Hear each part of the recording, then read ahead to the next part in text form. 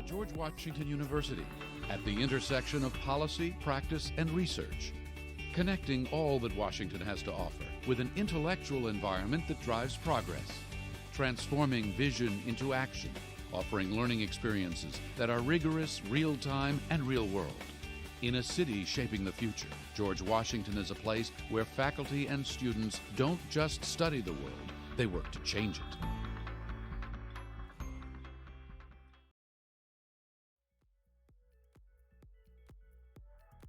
All right, wasting zero time. We've had a little bit of a change into the guard. Billy, what is up, my friend? Oh, nothing much. Cold front came through here in Southwest Missouri today, and I am a little bit chilly. I got to admit, being from Canada, it feels good to feel the cold on my cheeks, and that means that we're getting close to playoff time here in the EGF. Week number 7, I just saw the barn burner that was the University of Montana versus Fairfield. Fairfield actually had a pretty good result against one of the best teams in the EGF. They took a map off of them, so really proud from one of the MAC teams. But here we go, right out the gate. Instant physicality, Jeff. This is something that we saw from George Washington University versus DePaul. Yes, indeed. This is a very physical team. They like their demos. They like some good bumps, particularly when they go on the attack. So you can look forward to a lot more of that, my friends, from George Washington U. And there's a scheme, and I anticipate scheme will be doing a lot more of such. Look at this pass here. Sticks from midfield. Scheme just flying all the way in from the midfield line to put that one home, beating the rotation, South Alabama. I mean, you love to see it. And I mean, George Washington, I mean, they had a fantastic series. I mean, they went down last week, and my goodness, I was really thinking that they were going to pull it out against the bigger squad. But man, I tell you what, they really had a fantastic performance. I think they found their identity as well, being extremely physical on the ball. Every single 50-50 challenge was theirs. They were just, the finishing was the only thing that really lacked them last week, separating them between them and a dub over DePaul. So right now, out the gate, they look 100% improved on the finishing at least. Yeah, I mean, that's fair. South Alabama has struggled this year, so not as strong an opponent as DePaul, at least for the first 6 weeks here of the fall split. South Alabama, in fact, looking for their first game win still. They have on 0-18 so far to start things off. But it looks like decent fundamentals. Like I'm seeing, I expected to see 0-18. I'm expecting to see like all 3 players going for the ball. Like that was a good shot there. Follow up, not quite. South Alabama, an opportunity missed, but they're making it happen, Billy. They're creating those opportunities. Now they got to stop Sticks on the attack. Save there from BSTR. Yeah, I think it might be a little bit of communicational issues if I'm looking just from, the optics that I see right now. We saw 2 commit on a relatively weak shot coming in, so maybe the communication comes a little bit better. Maybe they can keep their spacing together as well. I think that will really help them out here in the interim. But that's a great ball forward. You saw the triple attention coming from the members of George Washington, so yeah, I mean, I think that if South Alabama can actually catch them on the back of one of these rotations, they might be able to get on the board and really challenge for this game. Yes, indeed. Right now, it's Stingle who's looking to increase the lead, try to keep that from happening. Nice defense so far, but Six is going to muscle past 2 in the corner. 90 gets the clear, and it's down to, what do I call it? Is that Beaster? I don't know. BSTR is the best I'm coming up with. Buster! It's Buster. Buster? Is it Buster? All right, we'll yeah, Buster. Buster. Yeah, Buster. Right. I was making sure when I wrote down their rosters today. Yeah, Buster definitely coming out from there. But I'm liking their play.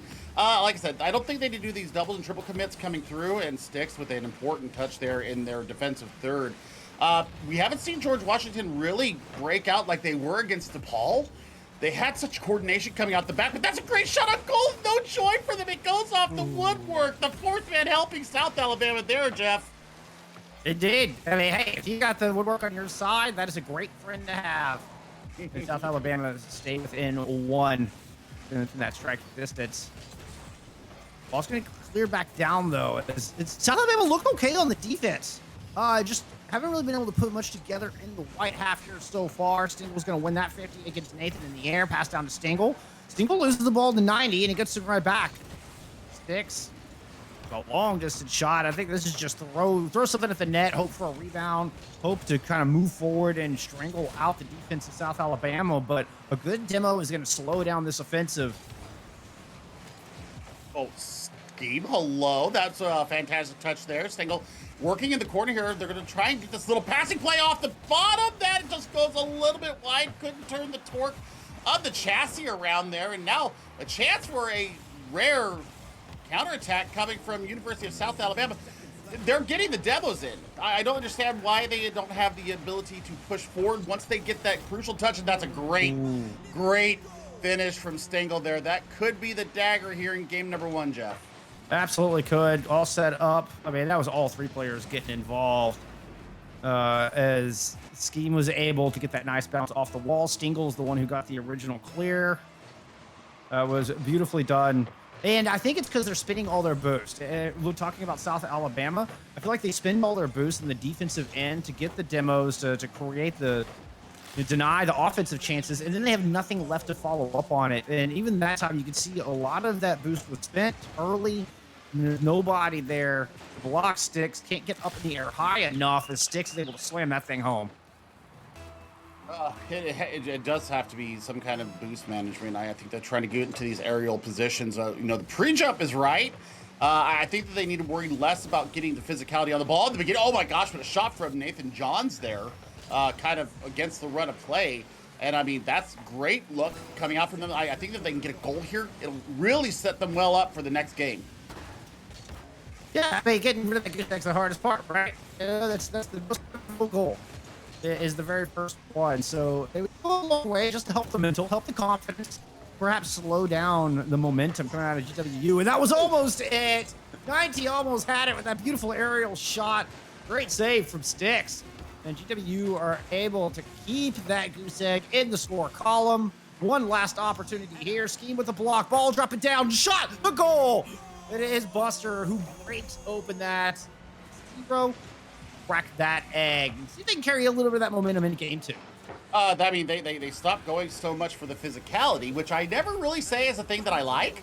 I like the physicality in these matches, especially when it's against an unknown opponent. I mean, you may have watched them on stream before, but you really haven't gotten into the game with them. So them getting off the physicality, going more for possession of the ball, I think that's not a bad play for them. I think that they worked the ball well. They had a couple of beautiful shots there towards the end of the game, and they got their joy finally in the last seconds.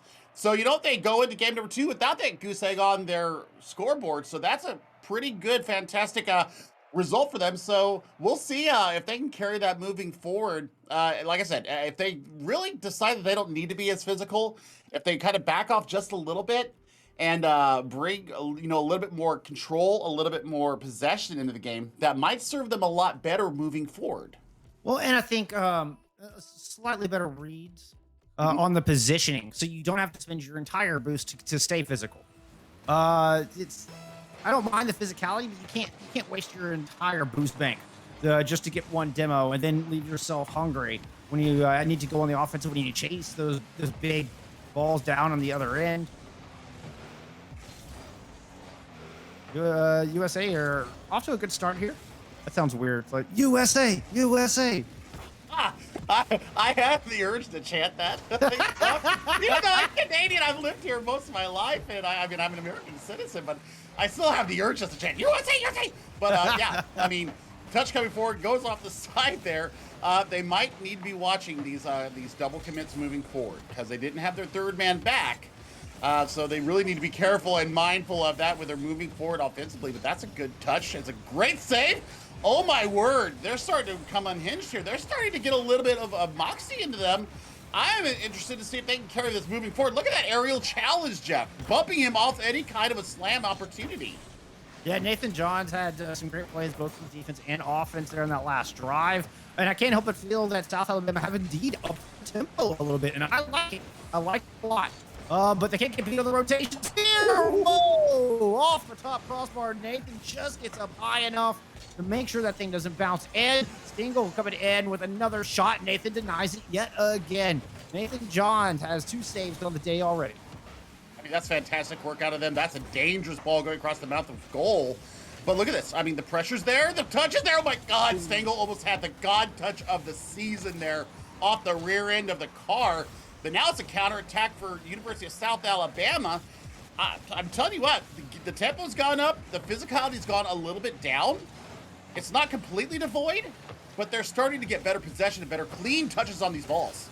Well, and they're in the white half a lot more, it feels like. Even though, I mean, there was 10-9 in shots in game one. It's not like South Alabama was, completely getting devastated as far as shots are concerned and offensive pressure.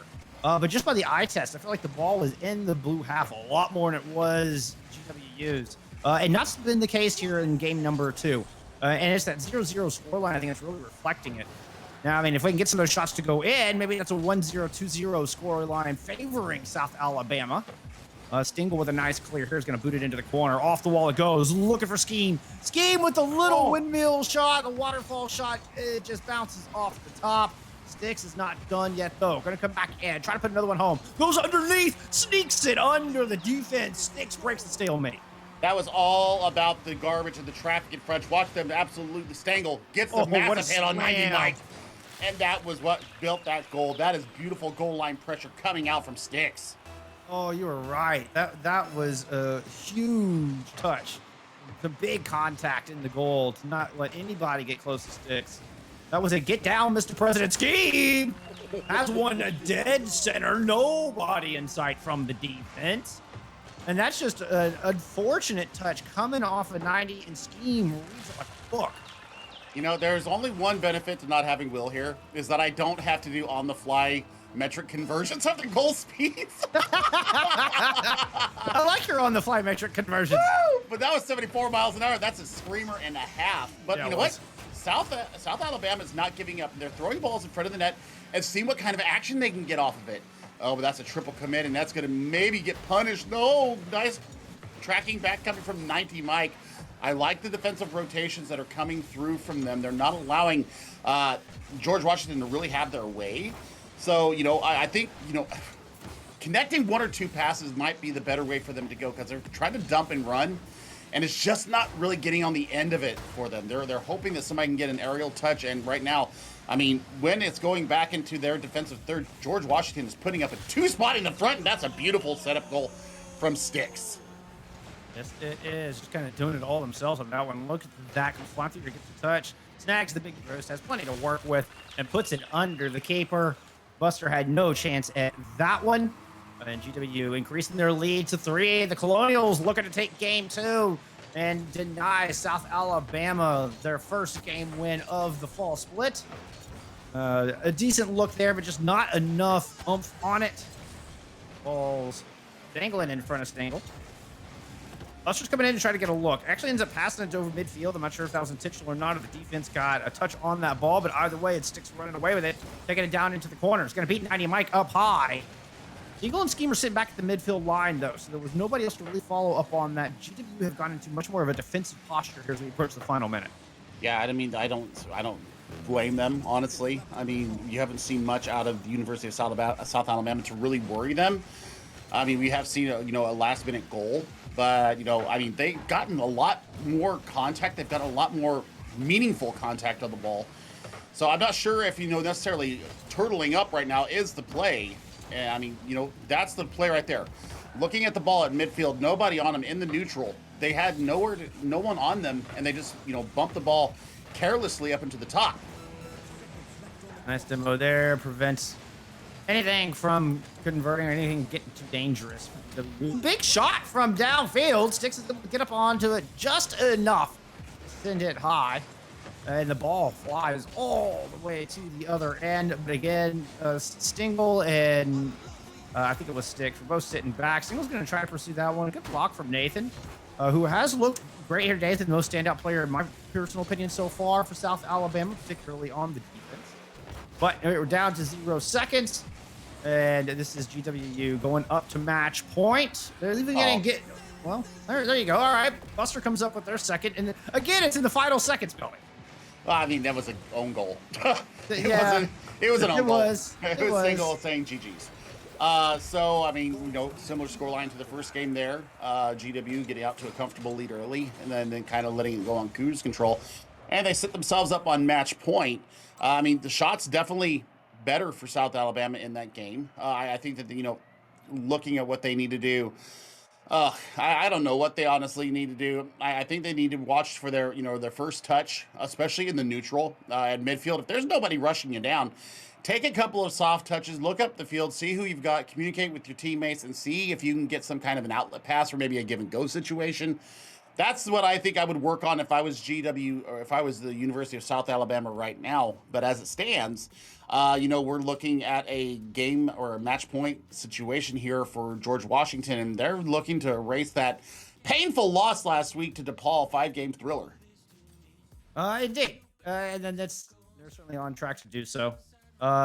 Again, beaten out in shots. That one 9-5. They're in game 2. And I mean, George Washington University has faced University of South Alabama before. So they probably knew what to expect coming into this a little bit. But I like that they didn't, they're not really pulling punches. I mean, this is the same starters that we have seen before. Really giving it their all here today. And I mean, in South Alabama, I mean, the Jaguars from Mobile have really put up a good fight. Almost snuck one in there. Shot opportunity. Ooh, good block from Scheme. Ball dangling in front of the net. Sticks is going to find the Claire. Push it off to the side. Chase it up the wall. Look for an aerial downfield. Try to get something in transition. But it's blocked from the midfield line.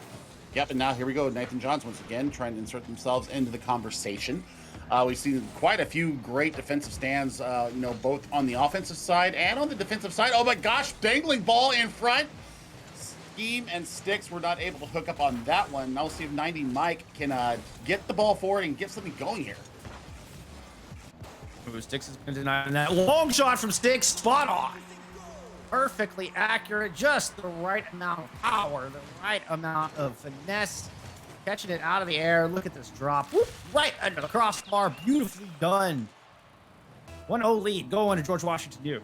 Oh, man, that's a heartbreaker because they had quite a bit of offensive pressure going there. And, the members out of Mobile just getting a little bit caught out with, trying to make something happen here. Oh, my gosh, what a great ball in from Stengel. But here we go. Moving forward. Oh, my gosh, Stick almost took that off the hood and scored a screamer. It's Stengel's turn, though. They were able to block Sticks, but now Stengel comes in. You block that right hook, and then here comes the left. Stengel. Similar shots, a long distance one. And the goalie went up for it. And I mean, South Alabama were expecting it. They're not overcommitting for it. They're playing well as far as keeping the third man in a good position to prevent that, but just not able to get up to that screamer that came launching in off of Stengel's bumper. Yeah, I mean, that's just some good gut. You just go GG's there and move on because, I mean, you just get outplayed. I mean, it's nothing bad that anybody did. It's just one of those shots. It's just unreachable, and you just have to say GG's in that situation and hope to go for better next time. There's a nice demo that can get them going in the offensive side. I actually 90 getting a little physical, maybe getting a little angry at it. It doesn't hurt my feelings. Get some determination. There's another one. This one from Nathan. And they're doing a good job of keeping the ball in the corner. They need to get it centered. Got to get past Sticks to make that happen. It's 90. They're now battling with Sticks, and Scheme's waiting on the near post. Scheme's going to get the touch back out, chases down their own ball. Has Stengel in the middle. Stengel gets a nice bump. Opens things up for Sticks. He's going to bounce it off the wall. Back to Stengel. Stengel with the shot. The save comes through from 90. Oh my God, that was a great team setup there from George Washington. It was also great team defense coming out of the University of South Alabama. Rotations, micro rotations coming there in the defensive area in front of the goal line. And in the end, South Alabama wins that one. That's got to give them some momentum moving forward. Sticks comes through with a big 50 there at midfield. Trying to send it down. Scheme got confident, went full eye in to back him up. That defensive posture we saw at the end of game 2 has gone by the wayside. GW were getting aggressive once again. They almost paid for it right then and there. People on the attack in front here for South Alabama. Sticks. He's going to try to touch the ball. Nathan just patiently waits for it, but doesn't get the touch they needed to get it centered. Just a little bit of a whiff there. Perhaps looking downfield took their eyes off the ball. He was going Mirsky there. That's what he was trying to do. He was trying to go for the flip up with the rear end of the chassis, and that's going to be a long distance goal. Oh, what a save! Nice save, 90 Mike, hello! Oh. Now looking to transition, but 90 didn't have any boost to get down to it. It's a huge clear. Steele's going to drop it down to Scheme. Scheme tried to lob it up to me off the backboard. Is it finished there? The touch? No. off to the left. And South Alabama aren't quite out of this thing just yet. 2 goals is certainly doable. There's a pair of shots, but both of them bounce wide. 90's going to get beat to the ball by Sticks, and GW going on the attack. Oh, what great track back there from Nathan Johns. Once again, we called their name quite a few times, and Stengel takes the ricochet off the chassis there and actually pushes it in. Oh my goodness, that's unfortunate coming out from them. That was a great defensive stand, especially going, against the run of play. And Stengel, the silent assassin, does it once again. I love those when you're boost towards the corner and don't rotate for 45 degrees or 90 degrees and get that angle shot. Those are I don't know. I always find this so impressive. It's that interesting little detail to get that ball exactly where they want it to go. Beautifully done from Stengel. South Alabama trying to counter, trying to see if they can put up one here. They've had one in each game. Yeah, all right. It was an own goal in the last one. I'm still giving it to Buster because, darn it, let's give it to Buster. And we'll see if Buster can put one up here in game 3. If anything, something for South Alabama to hang their hat on a little bit. GWU, though, I mean, they're firmly in control. A lot of possession over the past minute for them. An opportunity now, drop it in front of the net. Stengel scores, puts that one home off of Sticks' great setup. Yep, I mean that's just an unfortunate little touch there coming out of Buster, and just really sets the ball up. And they just have been controlling in front of this net here. When they get any kind of time on the ball, they've just been able to pick out a teammate and relatively with ease. So, tough loss here for University of South Alabama, and there's not going to be coming back from this. 4 goals in less than 30 seconds, especially with the run of play as it's been going in. And yeah, I mean, it's pretty much done and dusted here. And South Alabama, it's easy to get in this used to losing kind of mentality, and that is a dangerous trap. Because there's a lot of good things coming out. Like I said, fundamentals look good, especially when they up the tempo. That they start looking better and better. But then I feel like they start second guessing themselves and leave GW a lot of room to work. And that's when we see George Washington able to pull off these great passing plays, these nice 1 and 2 touches off the wall between Sticks and Stengel specifically. As we get Stengel coming through with a hat trick on that one. Despite that one, it Sticks with a higher score of 675. 12 shots in all. George Washington really just putting down a barrage of shots there in game 3. South Alabama don't look like a winless squad to me, Billy. Like, it doesn't. There's definitely some things I think they need to iron out, but I can't believe they haven't won a single game yet. There's a lot of potential here. There's a ton of potential there. I mean, their defensive rotations are great. Their defensive, posturing in general is pretty darn good. I think, a little bit more possession will do them the world of good. I also think that, working on their finishing is probably also going to be something that they need to have. I think, getting that final touch to go in the back of the net. Also kind of abandon this dump and run strategy that you get into when you're starting to feel the pressure, you're getting scoreboard pressure. I think that if you keep playing your game, keep being physical, save your boost for those challenges. If you're going to go into these challenges, go into them full bore. And don't pull off, because then you're going to leave yourself obviously stranded without any boost, and you're not going to be able to get back defensively. So, make sure that you're working on these 50s. I mean, quite a few of the Rocket League casters that I've worked with, they said the number one thing, it's not about your mechanical skill. It's not about anything else. It's about how do you win the 50s. Yeah. That is what you really need to work on, especially at this tier level where we're sitting at right now. We've got some Supersonic Legends. We got some of those. But most of the people are sitting in that champions range. Right there, you need to be working on your one-on-one skills, your 1v2 skills, and especially the 50s, winning the 50s time and time again, making sure that you have the right angle on the ball, make sure that your boost is right. All those things going into that will get you better results. I think that's the one area I think I'd like to see them work better in, even though they won quite a few 50s. I think the possession and then the finishing, and then, once again, make sure that they really win those 50s with a intent behind it once they win the 50. Sure. All right, well, it's time for our winners interview. Give us a minute to get that set up. We're going to get somebody in here from George Washington U. Get their thoughts on this match when we return in just a moment.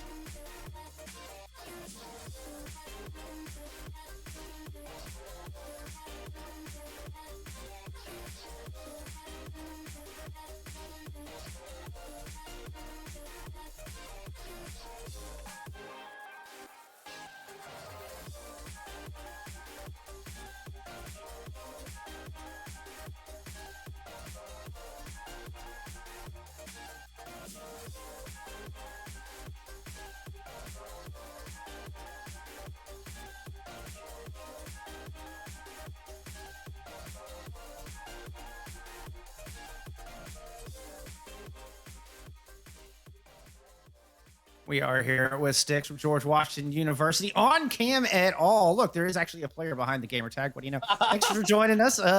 Appreciate Good you to be being here. Congrats on the dub, man. Thank you. Thank you. So we were talking before we went live that there's a lot going on this time of year with midterms. I mean, and things are really ramping up as far as at the university. So I mean, immediately what brought to my mind is how do you balance all of this? How do you balance staying competitive and getting in what's necessary to perform on the pitch while also maintaining the scholastic side of things? It's tough, but it truthfully helps. Scheme is a fellow student of mine, so he's a mechanical engineer, and we've kind of had this schedule going on for the last week where we would have both studying and Rocket League going on at the same time. So we would pick times to go out to the studying buildings, the library, the engineering halls, whatever, and we would spend nights studying there. We would then come back, like last night at least, we came back and we played Rocket League. We made sure we were well prepped for today. We watched back over the old series against South Alabama, and we watched last week's series against DePaul. So a lot of it comes from being able to have a schedule that allows for Rocket League to be in there, or allows for games to be sprinkled in, and also not completely lose your studies. So having people that I'm close with study with me at the same time that we also have to do Rocket League has always really helped me. Set schedule and good friends, man. That's wisdom. Amen. And I want to kind of follow up on that. You said you watched last week's game versus DePaul. We actually cast that game, and I thought you and Stengel and the Scheme actually had a fantastic series. I mean, it was just a bigger school. So, what did you change this week? Because South Alabama's no slacker when it comes to Rocket League. So, what did you guys do mentally and preparation wise to get the dub today? Mentally, not too much. I think there was a lot to be learned from last week. So even when we were losing the games like that, nobody was really down and out about it. We just kind of walked through what was going wrong.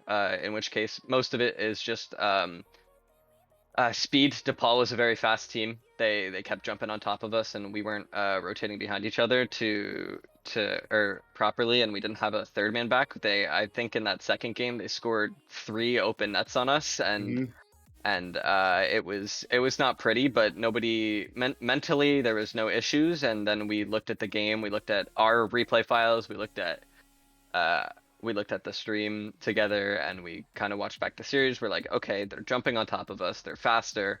We have to make sure we play a safer third man and get the rotation in behind. That way we can make sure we keep pressure all game long. And we kind of really executed on that today against South Alabama. You really did. I mean, the rotations was good. You guys caught a lot of early game physicality out of South Alabama as well. They were very physical coming out the gate, what I was not expecting out of them. And I think they were maybe taking a page out of DePaul's book because they got really physical with you last week too. You guys absorbed that and then turned it on its head. So fantastic job on that. What are your hopes moving forward through the rest of the season? Oh, well, so far, I think we're 3-4, and I've counted this first season that we've had in EGF as an absolute success. We've had some really, really good series against teams like RIT, against Tennessee. We've had really, really productive series because we're trying to take everything we can and watch it back over and learn from it. So I'm hoping the next time around we see them, we can be the ones taking the 3-1 victory as opposed to them. And Both had a really tough schedule, man. I mean, yeah, we've had quite the tough schedule, but the games have been good. The series have been close. The teams have been a lot of fun to play against. And That's so awesome. I just hope that going forward we can continue that, and if we can pick things up, maybe we'll make a run at playoffs here. Absolutely. Well, good luck in the final week of Fall Split, and hopefully we'll get to talk to you again soon, off of more dubs. Absolutely. Any shout outs you want to give before we let you go? Just the whole crew watching back home, the GW Esports eBoard, all our fans, my mom, my dad, they're always supportive of me playing games and stuff. So I couldn't have asked for anything better. And my cousin, Gamertag Septi, he got me into video games when I was younger. So I owe him a lot of being here in this moment. Wholesome. I love it. Well, thanks again, man. And awesome. We'll talk to you again soon. Absolutely. See y'all. All right. That is another one in the books. We're going to keep marching through week 7 here. We're going to take a quick break. When we come back here in the EGF Rocket League, we have got your number 1 team, University of Texas at Arlington, taking on University of Colorado. See if they can keep their hot streak going. We'll see you back here in just a second.